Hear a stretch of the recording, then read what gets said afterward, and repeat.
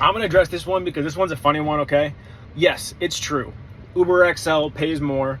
The more people you have in the car, they're going to charge the rider more money, which will in turn pay you more money, right? Correct. But with the caveat and the problem with that is it's going to not only put more wear and tear on the car, and there's only a certain amount of vehicles that can be qualified for Uber XL, which means if it's not an EV, it means more gas, more wear and tear on the engine, oil changes, tires are more expensive.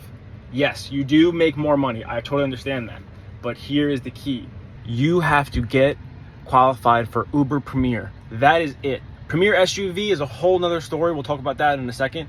But Premier is what you need. Premier is a level of Uber, and these are the cars right here that are listed to be Premier, okay? Anything that is within the past 6 years, I think 6 years is the cap. These list of vehicles has to have premium leather, premium features obviously, and has to be under these categories of vehicles, all right? Usually it's Lincoln, Mercedes, BMW, Tesla, the Tahoes, the Escalade. What's great about this car is that it's Uber Premier rated, all right? And it can fit 4 people comfortably.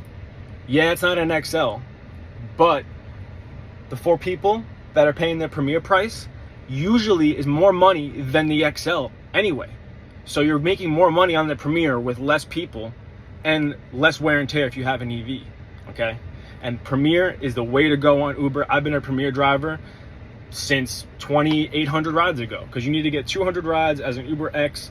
If your car qualifies for Comfort or XL, you can use that as well. But once you get 200 rides and you have a 5-star rating, or at least a 4.5 and above, and 0 cancellation and no complaints, you're going to be an Uber Premier driver. They're going to unlock that for you. Uber Premier is what I've been doing for these past 96,000 miles, okay? Uber Premier is the bread and butter. Why?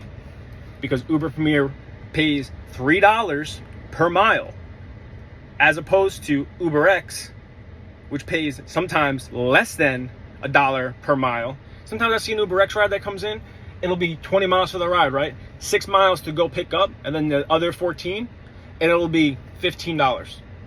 How are you gonna make money on that? You're at a deficit. If you're in an EV, sure, you can save money, okay?